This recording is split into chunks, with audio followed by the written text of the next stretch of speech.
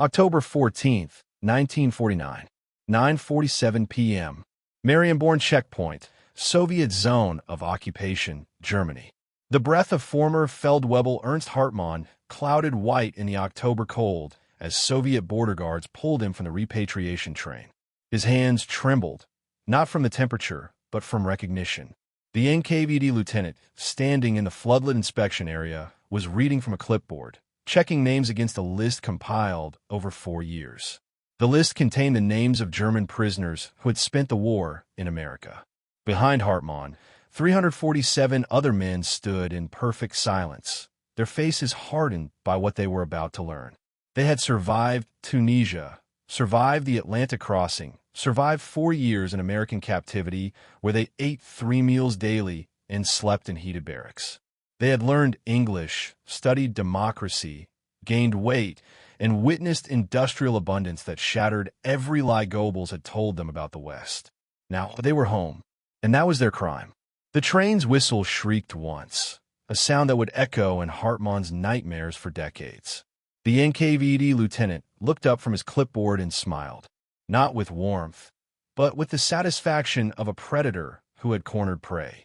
"Welcome to the Democratic Republic," he said in German accented with Russian brutality. "You have much to answer for." The floodlights blazed brighter, casting shadows that stretched toward the west like prayers that would never be answered. If you're interested in stories like this one about hidden Cold War truths, make sure to hit that subscribe button so you don't miss what happens next. The seeds of this confrontation had been planted 4 years earlier, in May 1945, when Germany's unconditional surrender divided not just territory, but human souls. The Potsdam Agreement mandated repatriation of all prisoners of war, but it said nothing about what would happen to those prisoners once they return home. Between 1945 and 1949, approximately 371,683 German POWs held in the United States were processed for return. The Western zones received their men through orderly channels, reuniting families, rebuilding lives.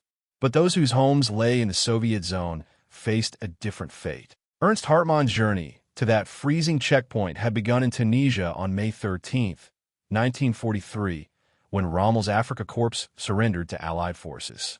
Hartmann, a 22-year-old radio operator from Dresden, had been captured with the 21st Panzer Division after 3 days of fighting without food or water. He expected execution or, at best, brutal captivity. Instead, he found himself on a Liberty ship with cushioned seats and meals that included white bread and real coffee. The 2-week Atlantic crossing had been his first education in American abundance. The sailors threw away more food each day than his entire company had received in a week in Africa. They did it without thought, without malice, simply because their supply was endless. When the ship docked in Norfolk, Virginia, Hartmann and 1,847 other prisoners boarded Pullman passenger cars, not cattle wagons, for a 3-day train journey to Camp Hearne, Texas. What Hartmann witnessed through those train windows would haunt him for the rest of his life. Every farmhouse blazed with electric lights. Factories ran night shifts, their parking lots full even at midnight. In Roanoke, Virginia, he watched railway workers drinking Coca-Cola and stubbing out half-finished cigarettes. They wore leather boots that would have cost a German labor 2 months' wages. The waste was magnificent, the carelessness of infinite resource. Camp Hearne itself was a revelation. Wooden barracks with electric lights, flush toilets, hot showers, and steam heat. The camp hospital had x-ray machines and penicillin, the miracle drug that most Germans had only heard rumors about. The daily ration included fresh milk, eggs, meat, vegetables, and white bread in quantities that German civilians hadn't seen since before the First World War. Hartmann was assigned to work at a cotton gin outside Houston, where he watched a single machine process more cotton in 1 hour than his entire village could have handled in a month using traditional methods. The farmer who owned the gin was nobody special, just an ordinary American with electricity, running water, a truck, a car, and a tractor. His workers ate lunch from boxes containing more food than German workers received in a week. And this was normal. Every farm they passed was the same. But the transformation went deeper than material abundance. Hartmann enrolled in educational programs offered at the camp.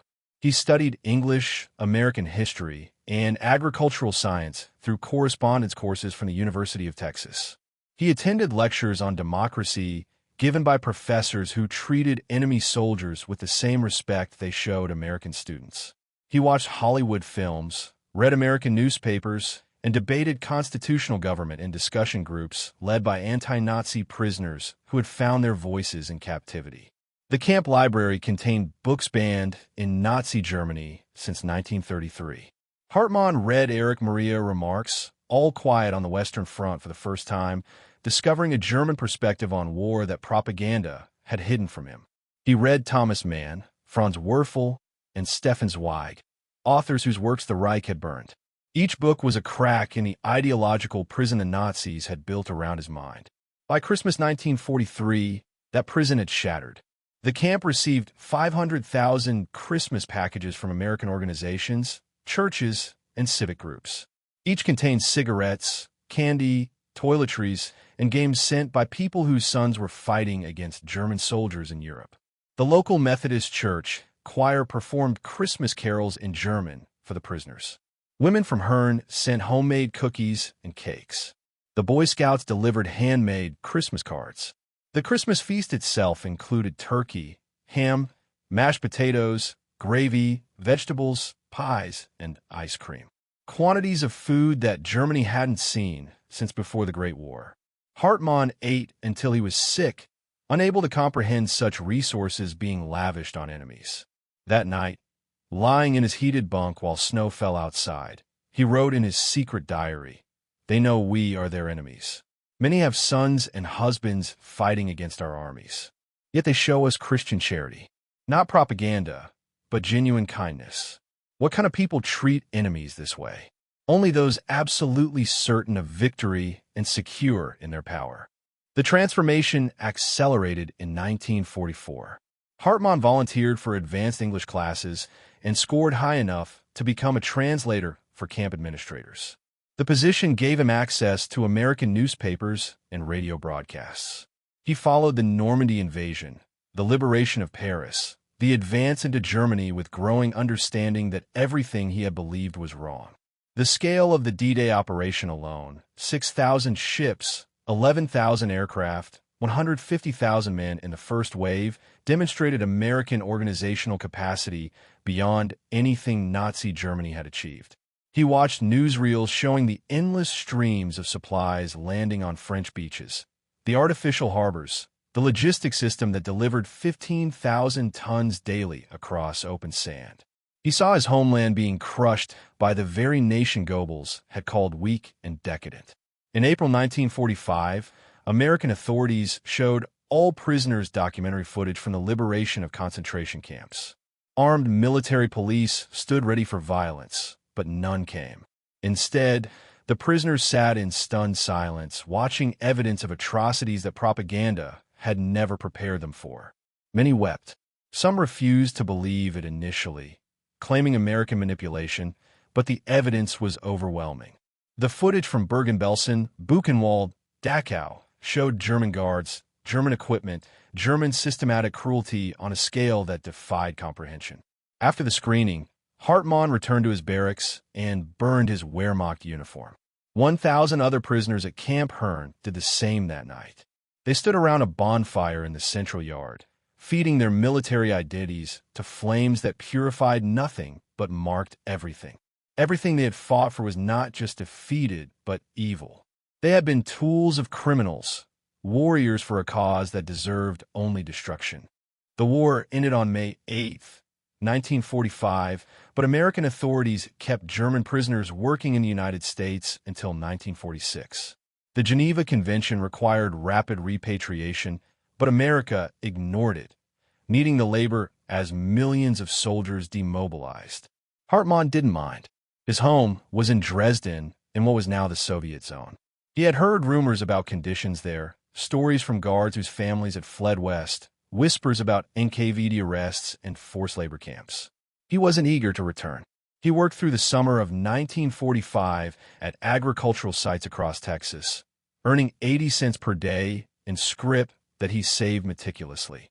By late 1945, he had accumulated $247 in wages, a fortune that would mean survival in destroyed Germany. He also had something more valuable than money: knowledge. He had witnessed how American democracy functioned, how free markets operated, how prosperity was created through liberty rather than conquest. He had learned agricultural techniques that could transform German farming. He had absorbed democratic ideals that contradicted everything the Reich had taught. In short, he had become exactly what Soviet authorities feared most: a witness to capitalist success. In January 1946, American authorities began formal repatriation procedures. Prisoners were gathered in processing centers, issued travel documents, and informed of their destinations. Those going to the American, British, or French zones expressed relief. Those assigned to the Soviet zone grew quiet. Hartmann was processed at Camp Shanks, New York, on February 3, 1946. An American captain, a man named Morrison who had supervised educational programs at Camp Hearne, pulled him aside during the paperwork. "Ernst," Morrison said in careful German, "I've arranged for your records to show you're from Frankfurt, not Dresden. Frankfurt is in the American zone. You could go there instead." The offer hung in the cold winter air like smoke. Hartmann understood immediately what Morrison was offering: safety, freedom, a future in the West. But his wife was in Dresden, if she still lived. His parents were there, his sister, his entire world outside the strange American dream he had inhabited for 3 years. "Thank you, Captain," Hartmann said in English that carried only a slight accent. "But I must go home. My family is there." Morrison's expression suggested he had expected this answer, but hoped for different. "Then be careful what you say. Don't talk about America. Don't mention the camps. The Russians." He trailed off, unable to articulate what both men understood. The Russians don't like witnesses. The Liberty ship that carried Hartmann and 3,000 other prisoners back across the Atlantic in March 1946 was the same type of vessel that had brought them to America. But the atmosphere was different. Those of the Western zones talked excitedly about reunions, rebuilding, starting over. Those going to the Soviet zone sat in small groups, speaking in low voices about strategies for survival. An Oberleutnant named Müller, who had studied law at Heidelberg before the war and spent 3 years at Camp Clinton, Mississippi, organized informal training sessions in the ship's hold. "Tell them nothing," Müller instructed, his voice carrying the authority of his former rank. "If they ask about America, say you were in labor camps. Say you were treated harshly. Say you worked in mines or factories. Never mention the food, the education programs, the libraries, the Christmas presents. They want us to report American brutality. Give them what they want and hope they leave you alone." Another prisoner, a former sergeant from Berlin named Kraus, who had worked at Ford's Willow Run plant and witnessed B-24 bombers rolling off assembly lines every 63 minutes, raised the question they all feared. What if they already know? What if they have lists, informants, documentation? Mueller's silence answered more eloquently than words. They all understood. The NKVD was thorough. The NKVD had spies everywhere. The NKVD had been interrogating German prisoners in Soviet camps since 1941, learning about Western treatment, developing profiles of POWs likely to be contaminated by capitalist exposure. The ship docked at Bremerhaven on March 18, 1946. The prisoners were separated immediately based on their zones of destination. Those going west were processed quickly, issued papers, and released to Red Cross supervision. Those going east were loaded onto trains under Soviet guard. The trains were not Pullman coaches. They were cattle cars, 40 men to a wagon designed for 8 horses, no seats, no heat, no food for the 3-day journey to the Soviet zone border. Hartmann arrived at Marienborn on March 21, 1946. The checkpoint was new, built to control traffic between the Soviet and British zones. Soviet and German communist officials processed returnees in a warehouse that stank of diesel fuel and fear. The initial interrogation was brief, almost cursory. Name, rank, serial number, date, and place of capture, location of American camps. Hartmann answered honestly, keeping his voice flat, his expression neutral. The interrogator, a German communist official wearing a red armband with Russian lettering, barely looked up from his forms. He seemed bored, processing hundreds of men per day, all giving similar answers. Hartmann began to hope. Maybe Mueller had been wrong. Maybe they didn't care. Maybe he could simply go home. He was wrong. They released him after 6 hours of initial processing, giving him a temporary pass valid for travel to Dresden. He boarded a civilian train, found his family's apartment in the Neustadt district miraculously undamaged despite the February 1945 firebombing that had killed 25,000 people. His wife Greta was alive, 30 pounds lighter, gray-haired at 28, but alive. His mother was alive. His father had died in an Allied bombing raid in 1944. His sister had disappeared during the Soviet occupation, presumed taken to Russia, presumed dead. They wept together, held each other, tried to rebuild some fragment of normal life in a city that was 90% rubble. Hartmann found work at a reconstruction site, using his carpentry skills to rebuild apartment blocks. He kept his head down, spoke little about his time in America, tried to blend into the gray exhaustion that characterized life in the Soviet zone. For 3 years, it worked. He rebuilt his marriage, found work, survived the Berlin blockade by growing vegetables in bomb craters. He thought perhaps he had escaped notice, that the NKVD had bigger concerns than tracking down every returnee from American camps. Then came the summer of 1949, and everything changed. The German Democratic Republic was formally established on October 7, 1949, transforming the Soviet zone into a satellite state. The new government, led by Walter Ulbricht and backed by Soviet power, launched an intensive campaign to consolidate control. Part of that campaign involved identifying and neutralizing potential sources of Western influence. On September 23, 1949, NKVD offices in East Berlin activated a program that had been in development for 3 years. It was codenamed Operation Decontamination. The target, German POWs who had spent the war in American captivity. The methodology, identification, arrest, interrogation, and internment in special labor camps called Speziallager, holdovers from the immediate post-war period when the Soviets had imprisoned Nazi officials. The camps had supposedly closed in 1948, but several remained operational, secret facilities where the new communist government could dispose of inconvenient people. The operation was systematic, thorough, and absolutely ruthless. Soviet files declassified in 1995 reveal that the NKVD had maintained detailed records of German POWs throughout the war. They had informants in American camps who reported on prisoners attending democratic education programs. They had intercepted letters describing American abundance. They had compiled lists of prisoners who had worked in American factories, witnessed American industrial capacity, or demonstrated excessive enthusiasm for Western democratic propaganda. Hartmann's name was on that list. His position as a translator at Camp Hearne had been noted. His attendance at university correspondence courses had been recorded. His participation in discussion groups about democracy had been documented. Most damning, a letter he had written to his wife in 1944, describing the Christmas celebration and American generosity, had been intercepted and filed. He had thought the letter was private, protected by Geneva Convention rules.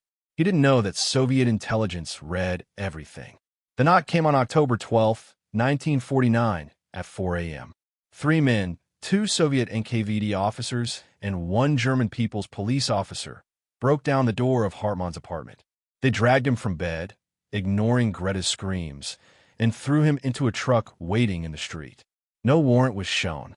No charges were announced. No explanations were given. Hartmann found himself in a cell in Dresden's Münchnerplatz prison, a facility that the Gestapo had used during the Nazi era and the Soviets had simply taken over. He was held there for 3 days without food, without information, without contact.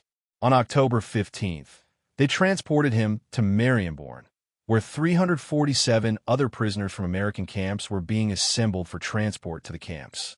The checkpoint where Hartmann had first entered the Soviet zone in 1946 had become a collection point for the damned. The NKVD lieutenant with the clipboard was checking names against a master list compiled over 4 years. One by one, he called out names.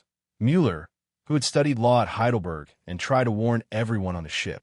Krauss, who had witnessed American industrial might at Willow Run. Schumacher, who had learned agricultural science at Camp Hearne. Vogel, who had translated American newspapers. 348 men total, all guilty of the same crime. They had seen America and survived to tell about it. The interrogation that followed over the next 6 weeks was designed not to gather information, but to break spirits. The NKVD already knew everything. They had files containing letters, photographs, attendance records from educational programs, work assignments, witness statements from informants. What they wanted was confession, public acknowledgement that American treatment had been a sophisticated psychological warfare operation designed to corrupt German prisoners. The questioning followed a predictable pattern, documented in declassified Stasi files from the 1990s. You were fed better in America than German soldiers ate in the Wehrmacht, yes? The answer didn't matter. Deny it, and they produced photographs from camp inspections showing full plates. Admit it, and they demanded explanations for why prisoners accepted such bribery. You attended classes on democratic government, classes designed to make you betray your homeland. Again, denial was futile. They had attendance sheets with signatures. You worked alongside American women and Negro workers, witnessing racial equality propaganda designed to corrupt National Socialist racial consciousness. There was no winning answer. The truth was self-incrimination. You wrote letters praising American abundance, spreading capitalist propaganda to undermine faith in German victory.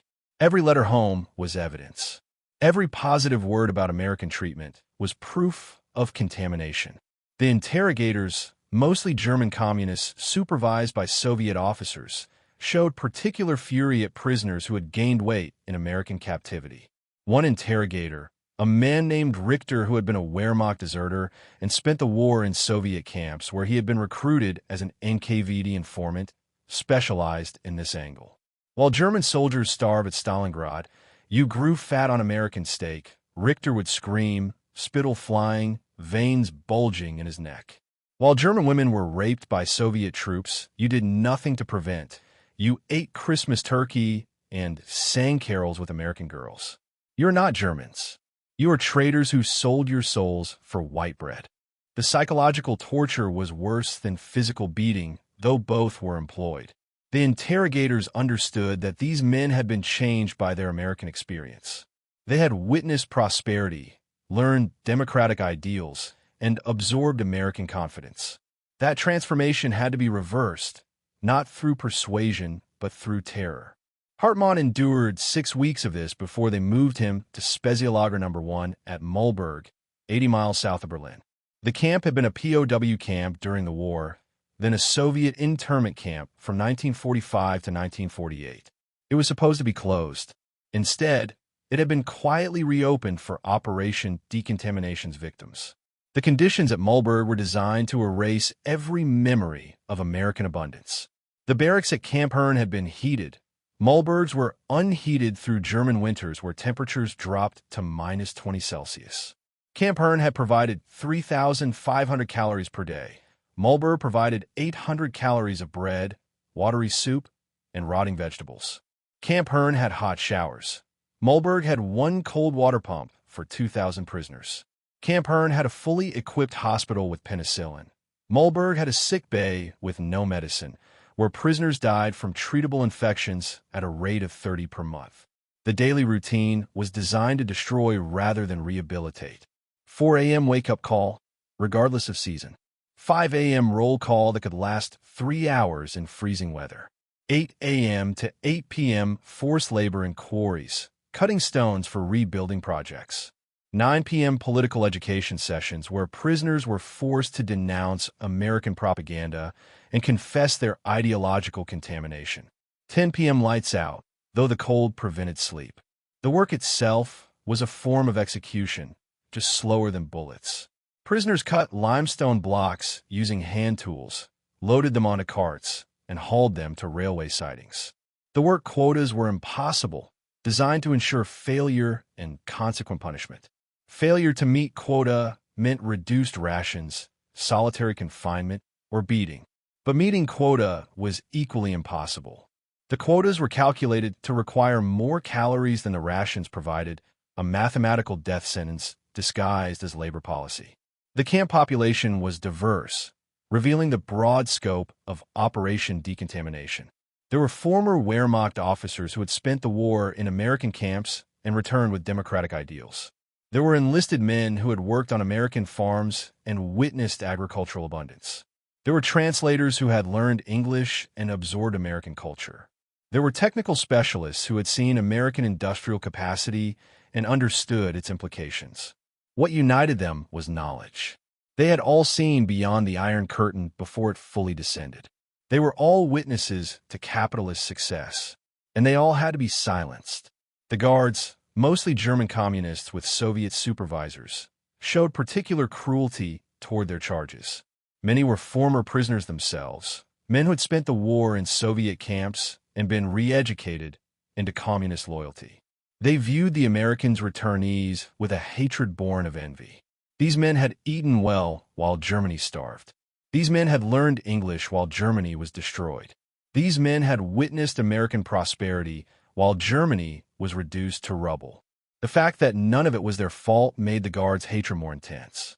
Camp Commandant was a Soviet major named Volkov who had been an NKVD interrogator during the Great Purge of the 1930s.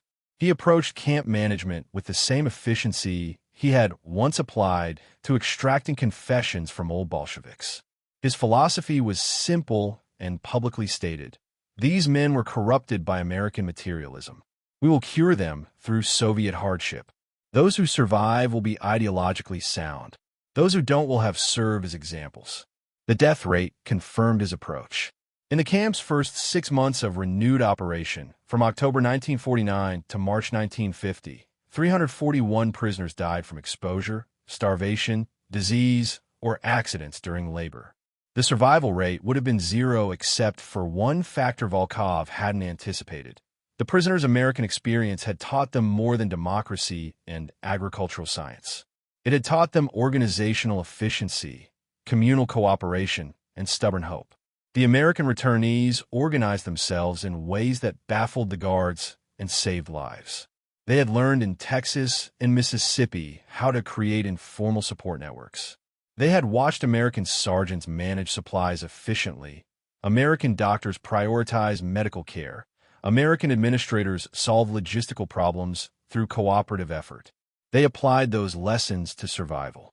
In Barracks 7, Hartmann and 43 other prisoners from Camp Hearne established a system for sharing food. Every prisoner contributed a portion of their ration to a common pool. The strongest received extra portions to maintain their ability to work and meet quotas, protecting everyone from punishment. The weakest received extra portions to prevent death. The sick were fed first. It was primitive communism, but American-style, voluntary, and focused on mutual survival rather than ideological purity. In Barracks 11, Mueller, the former Oberleutnant who had studied law, organized a secret school. He taught English to prisoners who wanted to maintain their language skills, taught democratic theory to those who wanted to remember what they had learned in America, taught hope to those who wanted to remember that another world existed beyond the barbed wire. The classes were held during the brief period between evening roll call and lights out, whispered lessons in darkness that could mean solitary confinement if discovered. In Barracks 15, a former sergeant named Dietrich who had worked in an American camp hospital organized a medical committee. Without medicine, without equipment, with only knowledge gained from American doctors, he treated infections, set broken bones, and diagnosed diseases. His survival rate was impossibly low, but it was higher than zero, which made him a miracle worker. The camp's own doctor, a German communist named Kessler, who had been expelled from medical practice during the Nazi era for communist activities and now served Soviet power with the fervor of the vindicated, was incompetent and cruel. Dietrich worked around him, stealing supplies, bribing guards with cigarettes, and applying American medical principles to Soviet conditions. The political education sessions were the most dangerous time. Prisoners were required to confess their ideological contamination, to denounce American propaganda, to express gratitude for Soviet liberation. The sessions were conducted by German Communist Party officials who had spent the war years in Moscow, studying Marxist theory, while their countrymen died by millions on the Eastern Front. These officials viewed the American returnees with particular contempt, seeing them as ideological traitors who had succumbed to capitalist seduction. The confession format was standardized, documented in Stasi files declassified in the 1990s. Each prisoner was required to stand before the assembly and make a formal statement. I confess that I was psychologically corrupted by American material excess. I was deceived by capitalist propaganda designed to undermine my loyalty to the working class. I consumed food intended to bribe me into betraying socialist ideals. I participated in educational programs designed to make me an agent of Western imperialism. I now recognize these errors and pledge loyalty to the German Democratic Republic and the Soviet Union. Some prisoners, broken by months of starvation and labor, gave these confessions with genuine desperation. They had absorbed Soviet propaganda, internalized the guilt, convinced themselves that their American experience had been a form of moral failure. They confessed with tears, begging forgiveness, pleading for redemption through labor. Others gave the confessions mechanically, saying the words without belief, performing a ritual they knew was necessary for survival. They spoke the formulas, bowed their heads, and returned to their barracks to whisper about democracy and American abundance. A few refused to confess at all. These men were dealt with harshly. Hartmann witnessed one such refusal in February 1950. A prisoner named Weber, who had been a teacher in Bavaria before the war and spent 3 years at Camp Shelby, Mississippi, was called for his confession during a political education session. He stood before 400 prisoners and a dozen guards, the camp's political officer waiting with visible impatience. Prisoner Weber, you will now confess your ideological contamination by American propaganda. Weber looked at the political officer, at the guards, at the assembled prisoners. Then he spoke in clear, unaccented German that carried across the frozen yard. I confess nothing. The Americans fed us because they had food. They educated us because they valued knowledge. They treated us well because they were strong enough to show mercy. I learned in America that human dignity is not weakness, that prosperity is not evil, that freedom is not slavery. You call this contamination. I call enlightenment. You can starve me, work me to death, or shoot me, but you cannot make me unsee what I witnessed. The silence that followed was absolute. 400 men held their breath, waiting for the response. The political officer, a man named Baumann who had lost his entire family in British bombing raids and blamed capitalism for everything, turned purple with rage. He nodded to the guards. They took Weber to solitary confinement, a stone cell with no heat, no light, no food except bread and water once every 3 days. He lasted 6 weeks before dying of pneumonia. The guards dumped his body in an unmarked grave in the forest outside the camp, one of hundreds who would be buried there in secret. But Weber's speech rippled through the camp like electricity. The American returnees understood what he had done. He had refused to recant, refused to deny what they all knew was true. His death was a form of witness, a final testimony that American prosperity was real, that democratic dignity was real, that their 3 years of abundance had not been hallucination or propaganda. In the barracks that night, Hartmann wrote in a tiny notebook he had hidden in his mattress, using a pencil stub he had stolen from a guard desk. Weber died today because he told the truth. They kill us not for what we did in America, but for what we learned there. They fear our knowledge more than they fear Western armies. Every meal we ate, every book we read, every democratic principle we absorbed is a weapon against their lies. They could destroy our bodies, but not our memories. As long as one of us survives to tell the story, Weber's death means something. The notebook would be discovered in 1989 during the chaos of the GDR's collapse, donated to the German Historical Museum in Berlin by Hartmann's daughter. It provides the most detailed, first-hand account of Operation Decontamination's implementation. Spring 1950 brought a shift in policy, documented in Soviet military archives opened in the 1990s. Moscow had received reports about death rates at the Spezialager camps, death rates that were high even by NKVD standards.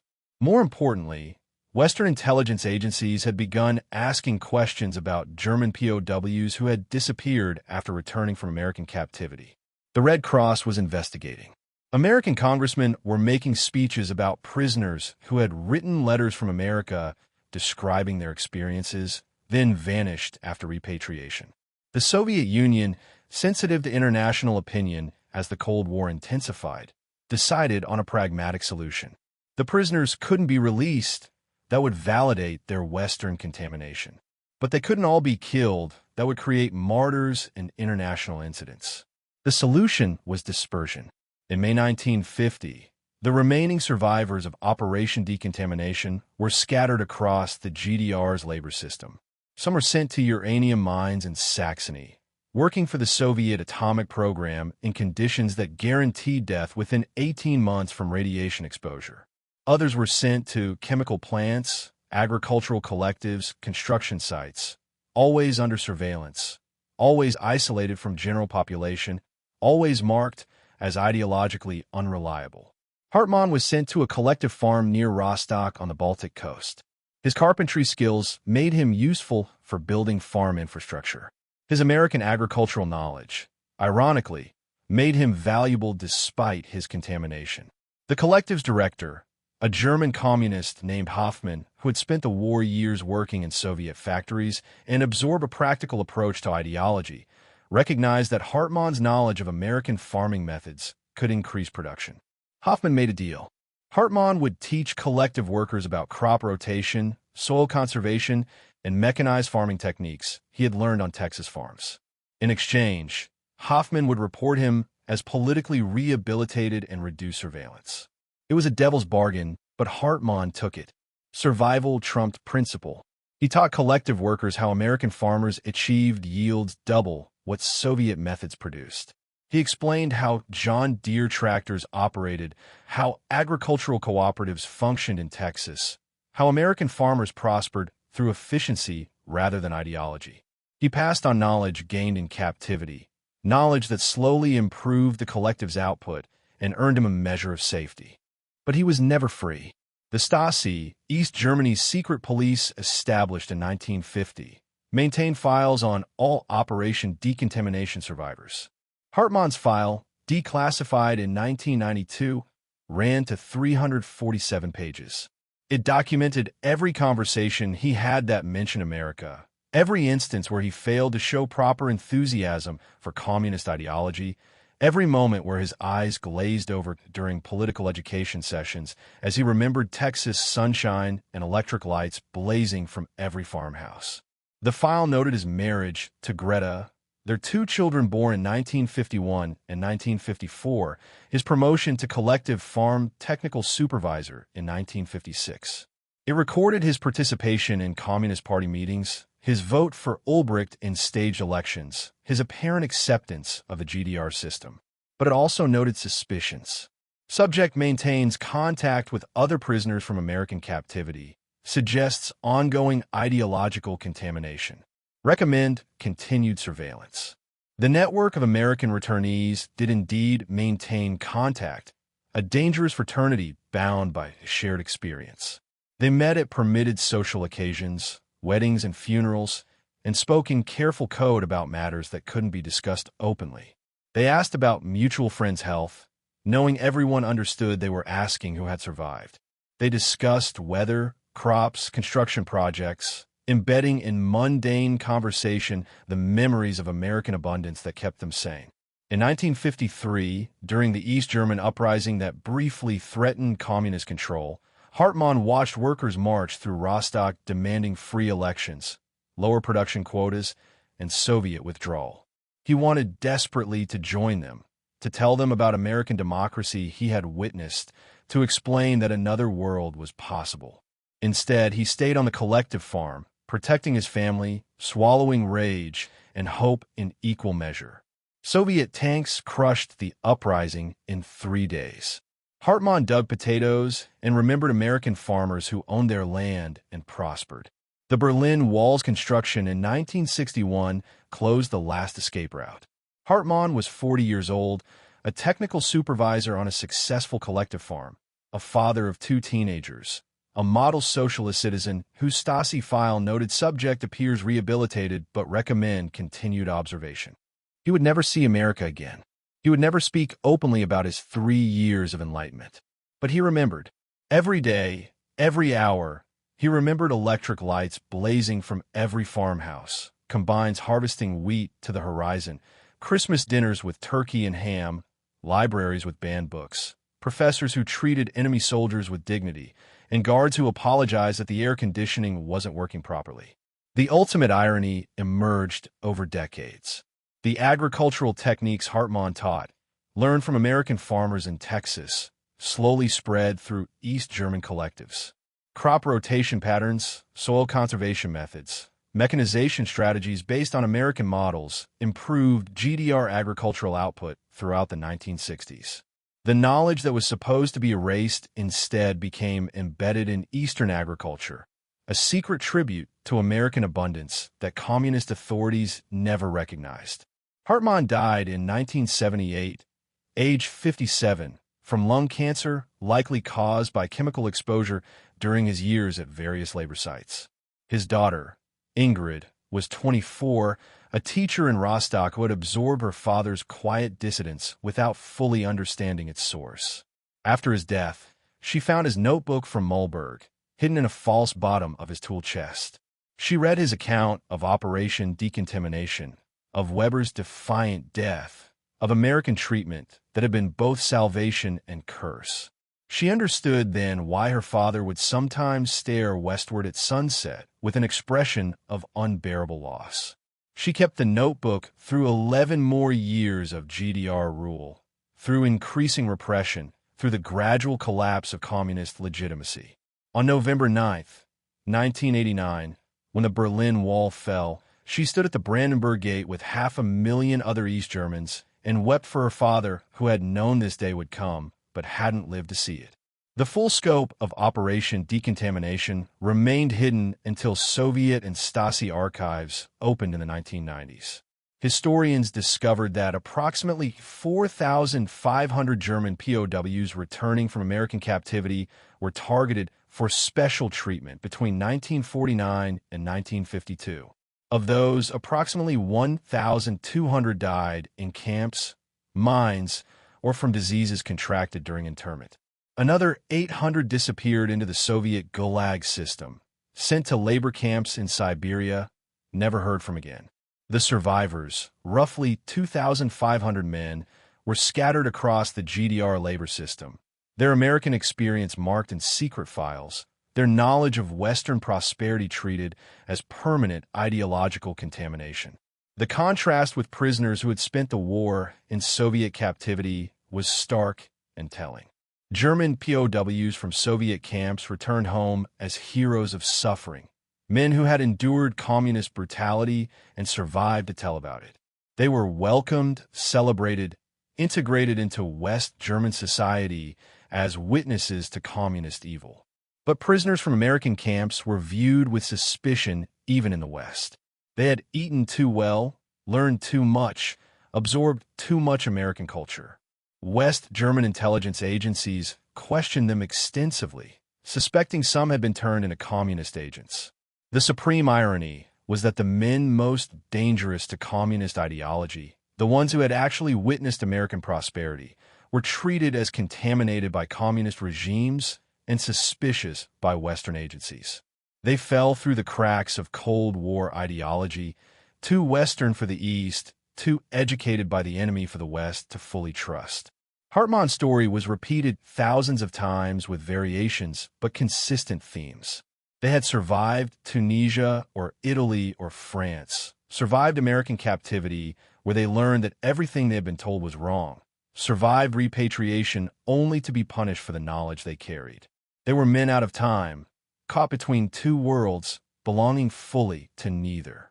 The knowledge they gained in American camps did eventually contribute to the GDR's collapse. The agricultural techniques spread. The English language skills were passed to children. The memory of American abundance, whispered across decades, created a generation of East Germans who knew the communist promises were lies because their fathers had seen the capitalist reality. The Berlin Wall fell in 1989 partly because 40 years earlier, 4,500 German prisoners had returned from America with inconvenient truths. The historical reckoning came slowly. In 1995, the German government established a commission to investigate Spezialager deaths. Muhlberg's mass graves were excavated, revealing 3,000 bodies buried in the forest, including hundreds from 1949 to 1952 who match profiles of American returnees. DNA testing identified 127 individuals, including Weber, the teacher who had refused to confess. In 2003, the German Historical Museum in Berlin opened an exhibition titled Prisoners of Peace, German POWs Between Two Worlds. It displayed Hartmann's notebook, photographs from American camps showing German prisoners eating Christmas dinner, Stasi files documenting Operation Decontamination, and testimony from survivors. The exhibition's centerpiece was a statistical comparison that captured the entire tragedy in numbers. German POW death rate in American captivity, 0.15%, approximately 560 deaths from 371,683 prisoners. German POW death rate in Soviet captivity, 35.8%, approximately 1.1 million deaths from 3 million prisoners. German POW death rate in GDR internment after American repatriation, 26.7%, approximately 1,200 deaths from 4,500 prisoners. The men who survived American abundance died at Soviet hands at rates approaching those who had been in Soviet camps all along. They were killed not for their wartime actions, but for their peacetime knowledge. In 2008, a reunion was held in Rostock for survivors of Operation Decontamination and their families. 18 men attended, the last living witnesses of the program. The youngest was 82, the oldest 91. They shared stories, compared experiences, and marveled that they had lived to see Germany reunified and communist ideology discredited. One survivor, a man named Schneider who had spent 3 years at Camp Hearne with Hartmann, gave a speech that captured their collective experience. We were punished for learning that human beings could be treated with dignity. We were imprisoned for discovering that prosperity came from freedom, not conquest. We were worked to death for understanding that democracy wasn't weakness but strength. The irony is that the knowledge they tried to erase from us is now the foundation of modern Germany. Everything we learned in Texas and Mississippi, every democratic principle, every free market insight, every recognition that human dignity matters more than ideology, these lessons now govern our reunified nation. We won. It took 40 years, cost thousands of lives, and we didn't live to enjoy most of it. But we won. The last survivor of Operation Decontamination, a man named Friedrich Vogel who had been a translator at Camp Shelby, died in 2019 at age 97. His obituary in the Frankfurter Allgemeine Zeitung noted that he had spent 3 years learning English in Mississippi, 40 years remembering it in silence, and 29 years finally speaking freely about the experience that had defined his life. With his death, direct testimony ended. What remains are archives, memoirs, historical studies, and the persistent question, what did Soviet authorities fear so much about American treatment of prisoners? The answer is simultaneously simple and profound. They feared the truth. The communist narrative required that capitalism meant poverty, that democracy meant chaos, that the West was weak and dying. German prisoners who had spent years in America knew better. They had eaten better as enemies in captivity than as citizens in communist paradise. They had witnessed industrial abundance that made Soviet 5-year plans look primitive. They had experienced freedom of thought that exposed Marxist ideology as intellectual prison. Every American meal they ate, every democratic principle they learned, every moment of dignity they experienced was a weapon against communist legitimacy. The prisoners couldn't be allowed to speak freely because their testimony would destroy the lies that held the communist system together. So they were silenced through death, dispersal, or terror. Most died unknown. Their stories were buried with their bodies in forest graves or lost in Siberian vastness. But enough survived to tell the tale, to pass on the knowledge, to plant seeds that eventually grew into the peaceful revolution of 1989. Hartmann and his fellow sufferers were foot soldiers in the Cold War, casualties of ideological conflict who never fired shots, but whose knowledge was treated as ammunition. They were witnesses to prosperity, evangelists of democracy who paid for their enlightenment with decades of persecution. Their story is ultimately about the power of truth and the cost of bearing witness. They learned in Texas that human dignity was possible, that prosperity could be shared, that democracy worked. They returned to East Germany, where those lessons were heresy punishable by death. Most chose survival through silence, teaching what they could through coded examples, passing on knowledge in fragments small enough to escape detection. A few chose witness through defiance, speaking truth and dying for it. Martyrs to the idea that some knowledge matters more than life. All of them, silent or defiant, survivors or victims, contributed to the eventual collapse of a system that imprisoned them. The Berlin Wall fell partly because the lies it defended couldn't withstand the truth that prisoners had carried home from America decades earlier. Every tractor Hartmann recommended to his collective farm, every English word he taught his children, every moment he remembered Texas electric lights blazing was an act of resistance. The accumulated weight of 4,000 men remembering American abundance, whispering democratic principles, refusing to fully believe communist promises, created pressure that helped crack the Iron Curtain. The East German regime could control speech, control movement, control information, but it couldn't control memory. The prisoners remembered, and in remembering, they kept alive the knowledge that another world was possible, a world they had lived in briefly as captives and had lost forever but could imagine for their children.